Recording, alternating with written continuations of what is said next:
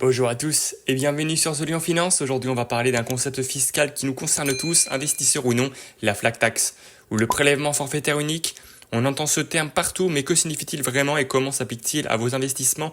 On va tout vous expliquer simplement et concrètement. Qu'est-ce que la flat tax? La flat tax, c'est un impôt à taux unique qui s'applique à la plupart des revenus du capital.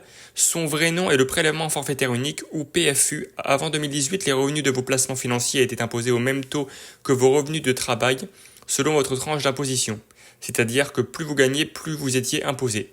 Avec la flat tax, c'est fini. Le taux est fixe pour tout le monde, quelle que soit la somme gagnée. La flat tax est un taux global de 30%, mais attention, elle est en réalité composée de deux parties. On a d'abord les prélèvements sociaux qui représentent 17,2%.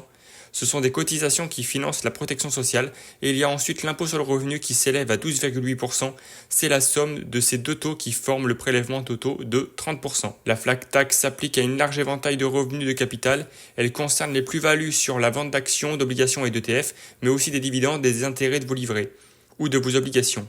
En général, tous les revenus générés par vos placements financiers sur un compte titre ordinaire CTO sont concernés par cette fiscalité simplifiée. Il est important de noter qu'il y a des exceptions. Si vous avez ouvert un PEA, c'est-à-dire un plan d'épargne en action, la fiscalité est différente après 5 ans de détention, comme on l'a vu dans une précédente vidéo.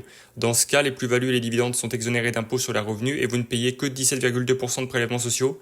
D'autres placements comme l'assurance vie ont aussi leur propre fiscalité. Pour résumer, la flat tax ou PFU est un impôt à taux unique de 30% qui s'applique par défaut aux revenus du capital. Elle a pour but de simplifier la fiscalité des investisseurs. Il faut juste garder en tête qu'elle s'applique sur les plus-values des dividendes et que les enveloppes comme la PEA ou l'assurance vie bénéficient de leur propre régime fiscal. J'espère que cette vidéo vous a aidé à voir plus clair. Si c'est le cas, n'oubliez pas de laisser un pouce bleu et de vous abonner à la chaîne. À très bientôt, c'était The Lion Finance. Peace.